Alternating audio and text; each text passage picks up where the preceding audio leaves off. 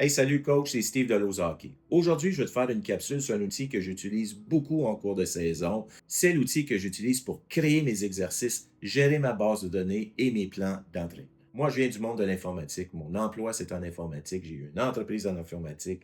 J'ai toujours utilisé des outils pour m'aider à créer et gérer mes exercices et mes plans de pratique. Ça m'a permis de sauver énormément de temps puisque je savais à un moment donné, écoutez, j'ai déjà fait une pratique de ce type-là. Je fouillais dans mes archives, j'étais en mesure de la trouver et j'avais juste à l'adapter quelque peu.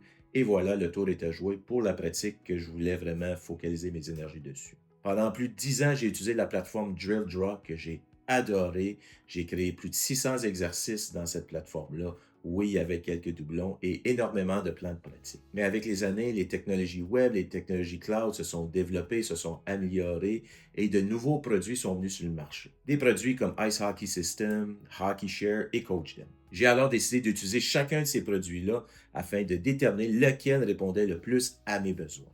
À un moment donné, j'utilisais les trois plateformes, DrillDraw, Ice Hockey System et CoachDem. Chacun des exercices que je créais au plan de pratique, j'y répétais dans chacune de ces trois plateformes-là. Évidemment, j'utilise un outil pour être efficace. C'était pas bien efficace, mon affaire. Alors, j'ai dû m'arrêter sur un choix. Et le choix que j'ai choisi personnellement, celui qui répond le plus à mes besoins, c'est la plateforme CoachDem.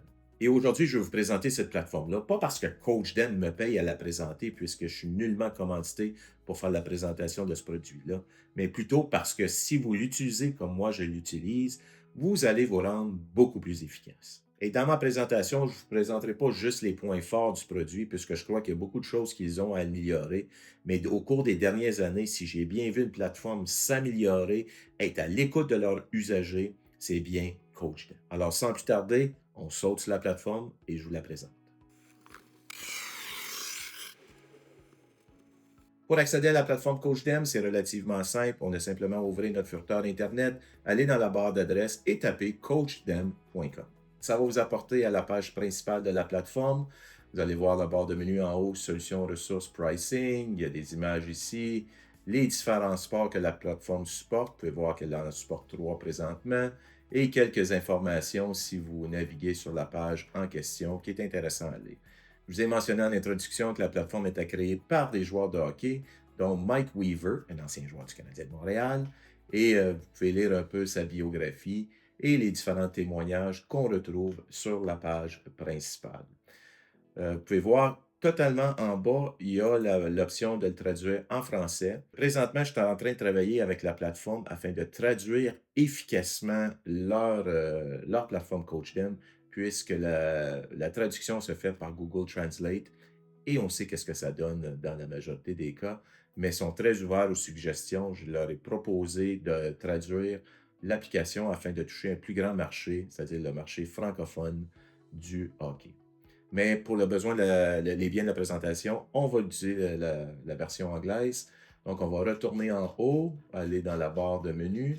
Vous allez voir qu'il y a plusieurs options. On a l'option solution pour les entraîneurs et pour les associations. Aujourd'hui, on va se concentrer sur l'option for coaches. On retrouve également l'option ressources, où est-ce que tu as le Sundial, tu as un blog qui est très intéressant et l'application iOS qu'on peut transporter va avoir accès à nos plans de pratique et évidemment les informations sur le coût d'utilisation. Il y a 3 options. Tu as l'option 10 jours gratuits, puis par la suite, tu as les deux qu'on voit ici. Pour l'entraîneur, moi, c'est l'option que j'utilise. Et pour les associations, ce qu'on verra pas aujourd'hui, on va plus se concentrer sur l'option Pro.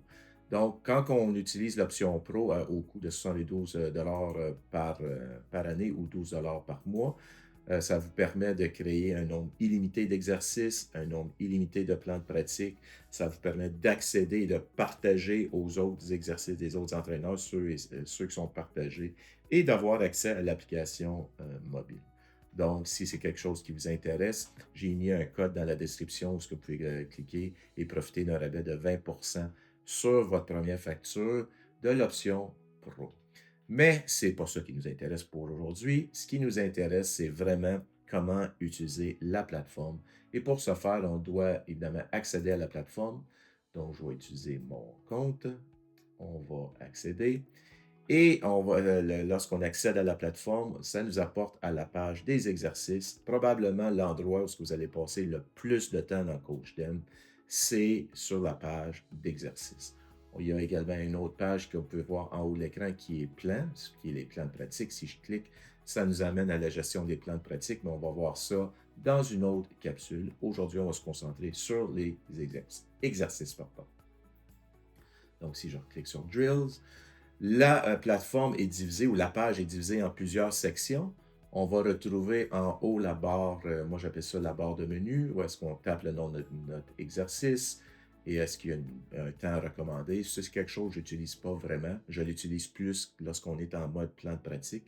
C'est quoi le format ou le schéma de la patinoire qu'on veut utiliser? Est-ce qu'on veut utiliser un format pleine glace? Il y a plusieurs formats. Ou un format de demi-glace. Moi, je dirais que 99,9% de mes exercices sont soit créés dans le format pleine glace ou le format demi-glace qui est vers la gauche. Donc, c'est les deux formats que j'utilise, mais libre à vous d'utiliser celui que vous voulez. Et on retrouve les fonctions normales d'un document, soit sauvegarder sous un autre nom, imprimer, télécharger l'image de l'exercice en format PNG. On peut également partager l'exercice, archiver, la supprimer ou créer un nouvel exercice. À la gauche, on retrouve la barre d'outils et même la barre d'outils est divisée en quelques sections. On peut voir en haut qui est plus les éléments qu'on veut utiliser, c'est quoi les différentes positions ou le positionnement des joueurs. Donc ça, c'est les icônes de joueurs et les différents, je pourrais dire, éléments qu'on veut intégrer à notre exercice. Donc, si je remonte en haut, le premier icône, c'est l'icône de sélection, comme toute chose, là. Donc, disons que j'ai une icône ici, puis je veux juste la sélectionner. Je vais cliquer sur Sélection, la cliquer, ou encore on peut sélectionner un groupe tout simplement en gardant notre doigt enfoncé sur la souris, comme qu'on fait dans tous les autres logiciels qui existent sur la planète. Donc, je vais simplement le supprimer. Ce qu'on voit ici, c'est l'icône pour effacer. Donc, disons, j'ai celui-là ici, je pourrais cliquer sur lui et simplement l'effacer. Mais il y a une autre façon également d'effacer. Pour ce faire, on clique sur l'icône et on clique supprimer, la touche supprimer du clavier. Les deux prochaines options sont les lignes qu'on va utiliser. Donc, ça, c'est important. Donc, la première, c'est la ligne main libre. Donc, juste à titre d'exemple, c'est ce que je veux dire par main libre. Quand on clique sur main libre, vous pouvez voir qu'il y a un nouveau menu qui apparaît. Et c'est les différents types de lignes qu'on peut utiliser pour faire notre diagramme. Vous pouvez voir qu'on dit ici Free Line. La première chose qu'on voit ici, c'est sur la ligne que je viens de faire, ça sera représenté par le bout ici.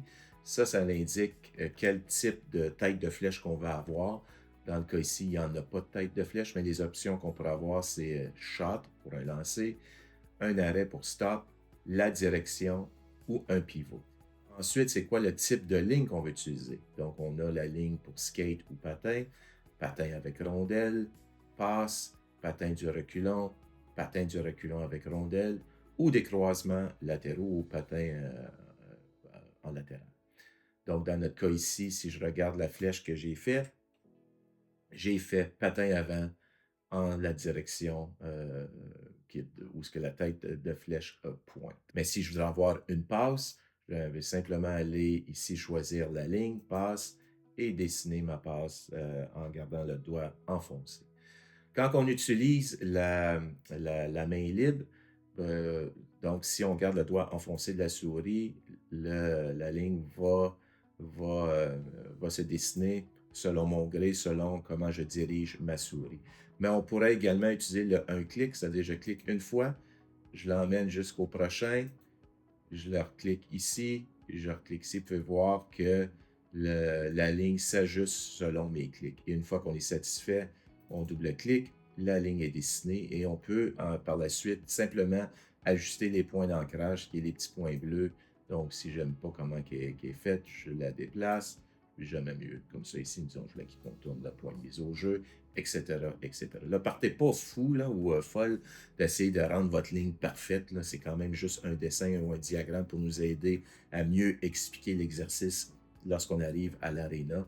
Mais c'est une façon de faire. Moi, personnellement, je préfère juste garder mon doigt sur la souris et dessiner la ligne en question. Puis par la suite, si je clique dessus, je peux ajuster selon les différents points d'ancrage.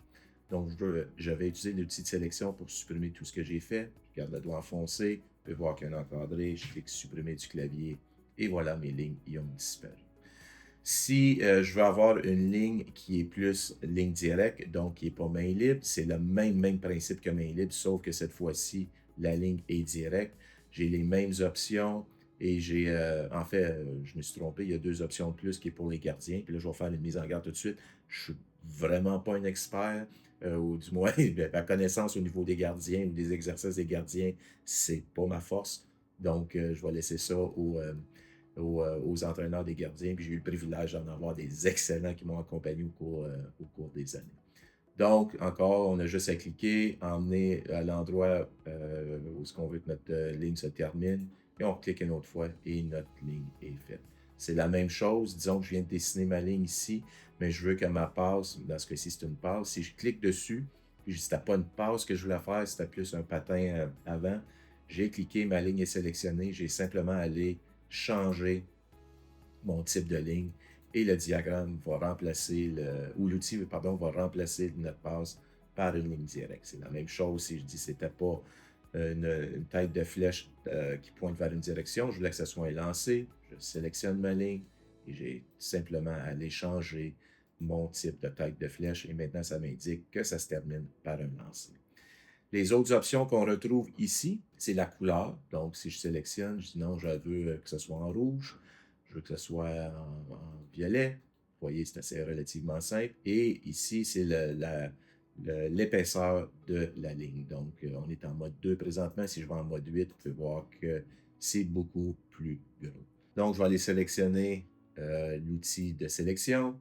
Je vais sélectionner tout ce qu'il y a sur mon diagramme et je vais supprimer. Par la suite, les 2 autres flèches, c'est, vous pouvez voir, si on le voit, c'est undo, c'est la fonction annuler, donc qui est l'étape, l'action précédente. Et ça, c'est l'option répéter, comme qu'on voit dans tous les autres logiciels tels que Word et Excel. Par la suite, on voit les différentes icônes de position, left wing, left defense, forward, center, gardien de defense, right wing, right defense, coach, etc. Donc, c'est le même principe que les lignes. Disons que je veux placer un attaquant au niveau du point de mise au jeu en zone centrale. Je vais cliquer sur le F et je vais l'emmener au point de mise au jeu central. Quand on clique, au même titre que quand on cliquait sur les lignes, il y a un petit menu qui apparaît. Donc, si je clique sur mon F pour voir, vous voyez maintenant, il y a un encadré bleu, ça m'indique qu'il est sélectionné. Je peux cliquer sur le F et on pourra même indiquer que c'est un F1, un F2, F3, F4, F5. On peut, donc, disons que je dis F1, vous pouvez voir qu'il y a un petit 1 qui s'est rajouté. Je peux dire choisir la couleur de mon icône et aussi l'épaisseur de l'icône en question. Moi, évidemment, je préfère les plus petites. Donc, lorsque vous sélectionnez, c'est pas grave, disons que je suis en mode F1, je viens ici, là, je suis des F, F, F, là, je voulais vraiment que celui-là, ce soit un F1. On a simplement à cliquer dessus, aller le changer par la suite pour mettre F1. Donc, c'est relativement simple, c'est la même chose pour toutes les autres icônes, pour les joueurs de centre, pour les gardiens et pour les entraîneurs, c'est le même principe. Par la suite, on a la fonction ABC qui est la fonction texte. Donc, on clique, on l'emmène sur le diagramme. Je pourrais dire ici, on a un tir. Si, mettons, il y a un point clé en particulier que vous ne voulez pas oublier et qu'il soit représenté sur le diagramme, c'est comme ça qu'on le fait, c'est en utilisant l'option texte. Et la petite caméra que vous voyez à côté, c'est lorsque vous cliquez dessus et si, mettons, on la place ici, on pourrait mettre un lien YouTube ou un lien Vimeo. Save. Ce que ça va faire, c'est une fois que vous l'avez, disons, vous l'avez expliqué également sur YouTube, on pourrait simplement cliquer dessus et faire play. Et l'exercice va être expliqué selon le lien que vous avez mis. Donc, c'est toutes les options qu'on peut utiliser avec les joueurs, les positions. C'est en le sélectionnant et par la suite, en utilisant le menu ici, on peut sélectionner la couleur, la grosseur et le numéro du joueur. Et évidemment, on les place à notre gré sur le diagramme. Par la suite, on tombe dans les éléments ou les composantes qu'on veut utiliser sur la patinoire. Ici, c'est le filet. Moi, personnellement, je ne mets jamais le filet quand c'est standard. Là, ça sous-entend ici qu'il y a un filet. Je vais utiliser l'option filet, disons, quand on est en quart de glace. Je veux qu'un filet soit placé ici et également ici. Donc, je vais utiliser l'option filet. Et une fois qu'ils sont sur le diagramme, je clique dessus. Vous pouvez voir qu'il y a comme un petit encadré bleu. Et j'ai simplement à le bouger de direction et le positionner à l'endroit que je veux que le filet soit positionné. C'est la même chose pour le bâton. Pour les cônes, celui-ci, c'est une icône de pneu. Les deux prochains, c'est pour des rondelles, si vous voulez avoir une rondelle individuelle dans le coin ou un lot de rondelles. Un triangle, cercle, carré et le X. Et encore une fois, pour chacun de ces choses-là, si je clique dessus, je peux choisir la couleur et la grosseur. Et par la suite, les deux prochaines icônes sont plus des bumpers ou comme des coussins sur la glace. Donc, je clique le bumper, vous pouvez voir chaque clé qui se crée. Mais si je garde mon doigt enfoncé sur la souris, je peux déplacer et créer plusieurs bumpers à la fois. Et même si je clique dessus, je garde mon doigt et puis j'appuie sur la lettre H, si je ne me trompe pas. Et voilà, on va être en mode horizontal. Le prochain, c'est un machin avec un élastique dans le milieu là, qui retourne la passe. Là. Donc, vous pourriez l'indiquer. Ou ici, c'est l'attack triangle, là, le triangle avec la palette là, dans le milieu. Là. Quelques petites icônes supplémentaires pour vous aider à mieux clarifier votre exercice. Donc, je vais sélectionner mon icône de sélection. Je vais tout choisir ce qu'il y a sur pardon, la patinoire supprimée. Et ceux qui n'ont pas été supprimés, c'est parce que je ne les ai pas sélectionnés. Donc, mon diagramme est blanc. J'ai présenté très rapidement la boîte à outils puis quelques options avancées. Mais dans des capsules futures, je vais vraiment aller plus en détail comment mieux utiliser l'outil pour créer un exercice. Aujourd'hui, c'est vraiment un bref aperçu et on va même terminer avec un exercice en question. Ce qu'on retrouve à la droite, c'est notre banque d'exercices, donc les drills. On peut rechercher les exercices dans notre collection personnelle. On va voir tantôt. Si on est associé à une équipe, comme l'équipe Lowe's Hockey ou une association, et on a également le Marketplace. Si vous avez l'abonnement pro, vous pouvez accéder à plusieurs exercices créés par d'autres entraîneurs. Et tous les exercices qui vous sont partagés spécifiquement à vous. Titre d'exemple ici, si vous êtes abonné à mon application multiplateforme Lowe's Hockey, vous avez l'abonnement annuel et vous me demandez, je vais vous donner accès à tous les exercices qu'il y a dans la plateforme sur CoachDem. Ça, qu'est-ce que ça va vous permettre? Ça va vous permettre d'ouvrir l'exercice, la sauvegarder dans votre collection personnelle, de la modifier à votre guise et de l'intégrer dans vos plans de pratique sur CoachDem. Donc, c'est une option que j'offre lorsque vous achetez l'abonnement annuel à l'application multiplateforme de Lowe's Hockey. On va y revenir tantôt à notre base de données d'exercice. Et en bas du diagramme, on va retrouver 4 sections. Les tags. Les tags, c'est en fait les catégories d'exercices. Donc, on veut catégoriser dans la catégorie, disons, back check et defensive zone, disons, defensive zone. Donc, ce que ça fait, c'est dans votre banque d'exercices ici, dans personnel, vous allez retrouver, selon la façon que vous avez catégorisé votre exercice, vous allez pouvoir la retrouver selon cette catégorie-là. Donc, disons, si je clique sur Backcheck, je peux voir tous les exercices que j'ai mis, moi, catégorisés dans le tag Backcheck. Donc, c'est une façon de retrouver plus rapidement et de catégoriser nos exercices. Par la suite, la prochaine boîte, c'est l'âge. Ici, c'est le format canadien, 7 under, 8 under, 9 under. Je travaille, comme j'ai mentionné à quelques reprises déjà, à traduire ça et le rendre plus standard au format québécois ou francophone M15, M18, etc. Évidemment, ici, on retrouve la description. C'est une boîte texte. La description de l'exercice. C'est en format rich text, donc vous pouvez rajouter du gras, de l'italique et souligner. Vous pouvez même rajouter des icônes. Donc, si je clique sur cette option, je peux dire, bon, c'est le joueur de centre que je veux. Donc, je vais l'ajouter. Vous pouvez voir que l'icône du joueur de centre va s'ajouter. Et quand on est dans les icônes, on peut même choisir la couleur. J'aimerais mieux que ce soit en rouge. Et ça va être le rouge qui va apparaître. On peut les numéroter, on peut les faire une liste à puces et on peut choisir la couleur, évidemment, de notre police, comme n'importe quel logiciel de traitement de texte. Et en bas, c'est le même type de boîte, c'est juste qu'on distingue de la description les points clés qu'on veut enseigner à nos joueurs. Personnellement, je vous recommande fortement, si vous pouvez, de toujours mettre 2 à 3 points clés par exercice. Et ces points clés-là, c'est ce sur quoi vous allez mettre l'emphase lorsque vous présentez ça à vos joueurs.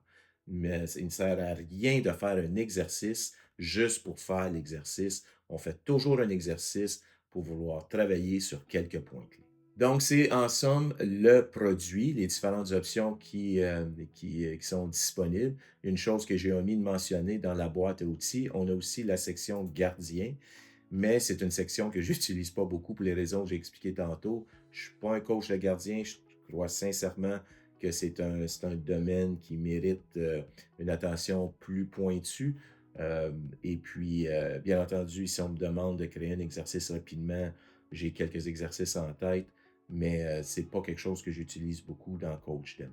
Je préfère laisser ça aux personnes qui sont plus spécialisées dans le domaine. Donc maintenant, créons un nouvel exercice avec la plateforme. Donc, je vais aller cliquer sur New Drill.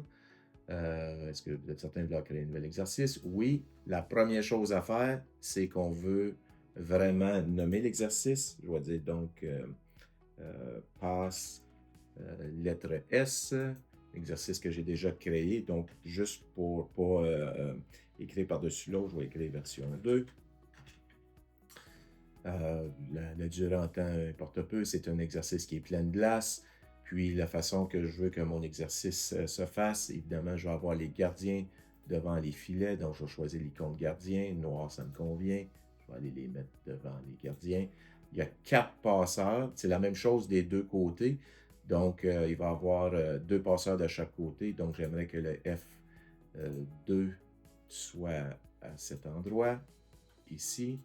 J'aimerais que le F3 soit aux autres ici. Et j'aimerais que le F1 soit ceux qui quittent avec une rondelle en coin de patinoire. Et on va avoir par la suite tous les autres joueurs divisés équitablement dans les coins de patinoire avec un lot de rondelles. Donc, vous pouvez voir que je mets des lots de rondelles. Je suis allé rapidement. Steve, est-ce que c'est important de distinguer des défenseurs, des attaquants? Écoutez, si c'est un exercice qui s'adresse à tout le monde, j'utilise toujours l'option forward, c'est plus facile. Si c'est un exercice où c'est requis de distinguer la position avant attaquant de défenseur, bien entendu, j'utiliserai à ce moment-là le D pour identifier les défenseurs, mais ce n'est pas nécessaire dans ce cas ici. Donc, la façon que l'exercice se déroule, je veux que le joueur qui est ici quitte avec une rondelle. Donc, je vais utiliser l'option Straight Line, patin avec rondelle dans cette direction. Donc, il va patiner jusqu'au haut du cercle des mises au jeu. Arrivé au haut du cercle de mise au jeu, je veux qu'il fasse une passe au F3. Donc, je vais choisir l'option passe. Il va faire une passe au F3. Et le F3 et le F2 vont s'échanger la rondelle à 2 reprises. Donc, le F3 l'envoie au F2 et le F2 l'envoie au F3. C'est une façon de faire. On peut voir que c'est des passes-retour. C'est clairement indiqué qu'il y a 2 passes, mais il y a une option que CoachDem a ajoutée au cours des dernières années. Pardon, c'est pas ça du tout que je voulais faire. Je vais juste, voyons Steve, je vais juste les supprimer. C'est on peut utiliser la passe avec les 2 types de têtes de flèche. Donc, je dis que le F3 fait une passe au F2. Mais si je sélectionne la ligne, je vais aller mettre qu'il y a une passe retour. Et vous pouvez voir que maintenant, ma ligne, a deux têtes de flèche. Une dans la direction de F2 et une autre en direction de F3 qui nous indique une passe retour. Et si vous voulez que ce soit encore plus clair, on clique dessus. On pourrait même dire que quand c'est une passe retour, on va mettre la couleur rouge. Donc, ça nous indique vraiment clairement qu'il y a eu 2 passes. Mais l'exercice ne se termine pas là. C'est au moment que le F3 et le F2 font l'échange de passes, On veut que le F1 vienne faire la figure S entre les deux afin de recevoir une passe au niveau de la ligne rouge. Donc, je ne peux pas faire la figure S avec la ligne droite, donc je vais utiliser la ligne main libre et je vais dire que c'est en mode patin avant, la flèche qui pointe dans la bonne direction. Donc, le joueur va patiner, va venir faire la tête, la figure S jusqu'à la ligne rouge. Vous pouvez voir qu'on a patiné. Évidemment, les joueurs s'assurent de ne pas frapper le joueur lorsqu'il fait la figure S. Et on veut que, par le temps que le joueur arrive à la ligne rouge, le F3 a reçu la rondelle et fait une longue passe à son coéquipier qui va la récupérer en pleine accélération. On va utiliser la ligne droite en mode passe et le F3 fait une passe directe à son coéquipier qui la récupère, qui va aller maintenant tirer dans une situation de 1 contre 0 contre le gardien. On va utiliser l'option main libre. On va dire maintenant qu'il patine avec la rondelle, rentre en zone et arrivé au haut de l'enclave, on veut qu'il dirige un tir au filet.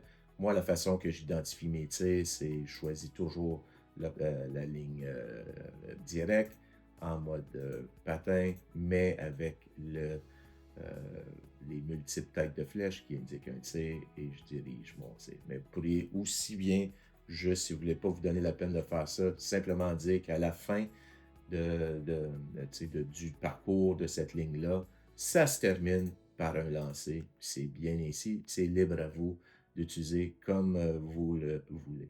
Une fois que c'est terminé, son lancer est fait, moi j'enseigne tout le temps à mes joueurs d'aller terminer au filet. Donc, ou sur la rondelle, en fait. Là, si la rondelle se retrouve en coin, je ne veux pas qu'il se termine devant le filet, il terminerait sur la rondelle. Mais disons que le gardien a fait l'arrêt, le joueur par la suite va patiner jusqu'au gardien et faire un arrêt complet. Vous pouvez voir que j'ai utilisé la tête de flèche, arrêt. Une fois que c'est complété, ligne directe, on veut qu'il aille prendre la place du F2. Le F2 prend la place du F3 et le F3 s'en va en coin patinoire. Une fois que je suis satisfait de mon diagramme, je peux venir ici, je peux dire que c'est du passing, je peux dire qu'il y a du skating, et on pourrait dire même des situations de one against zero ou 1 contre 0, etc. Vous catégorisez l'exercice comme bon vous semble. Je pourrais dire que c'est pour les... j'utilise rarement ces catégories-là. Moi, j'utilise plus la catégorie 11U, 13U, 14, qui est Atom, Pee-Wee, Bantam, Midget, ou M11, M13, M15, M18. Je tape ma description, la description de l'exercice, les quelques points clés que je veux mettre de l'emphase, et ainsi de suite. Une fois que je suis satisfait, je retourne en haut et je sauvegarde l'exercice. L'exercice va être sauvegardé dans ma base de données à la droite. C'est d'exemple, si je reviens à Personal, on l'avait appelé... en fait, je vais retourner à plan juste pour quitter et revenir. Donc, l'exercice est vierge, mais je vais retourner à l'exercice que je viens juste de créer parce que je veux faire des ajustements. Je vais venir ici. On appelait ça passe. Je ne me trompe pas. Lettre S. Vous pouvez voir, je l'avais appelé version 2. Je clique. L'exercice apparaît à nouveau. Je pourrais dire, ah, celle-là, j'aimerais mieux que ça soit en mode clairement indiqué que les joueurs doivent faire un arrêt complet. Voilà, j'ai fait mes ajustements. C'est fait. Et ainsi de suite. On passe à autre chose. Comme j'ai mentionné, c'est juste un survol de l'application ou de la plateforme. Je vais mettre l'emphase plus sur comment créer un exercice rapidement. Vous savez que si vous avez quelques exercices ou si vous trouvez un exercice sur YouTube ou peu importe, puis vous voulez pas vous en rappeler, sautez immédiatement sur la plateforme, créez l'exercice, sauvegardez-la pour l'usage futur. Ça va vous permettre de sauver énormément de temps, surtout en situation, disons, où est-ce qu'on est pressé, où est-ce que, disons, l'entraîneur-chef, il est absent, puis il demande à un de ses adjoints, tu peux-tu t'occuper de la pratique ce soir? Mais là, vous allez avoir une banque d'exercices pour vous aider. Combiné à l'application multiplateforme, c'est vraiment le duo parfait. Allez dans la description du vidéo, j'ai mis un lien qui vous permet d'avoir accès avec un rabais de 20% sur la plateforme CoachDem si vous procurez l'option Pro. Et je répète, avec l'option Pro, vous aurez accès à tous mes exercices disponibles sur l'application multiplateforme Lowe's Hockey. Je suis présentement en train de toutes les convertir. J'en ai converti plus de 50% et d'ici le 31 mai 2025, tous mes exercices qui sont dans l'application multiplateforme vont également être dans l'application CoachDem. Si vous voulez continuer votre quête à devenir un meilleur entraîneur au hockey mineur, je vous invite à regarder la vidéo suivante. Profitez pleinement de votre été et sur ce, je vous dis bon coaching.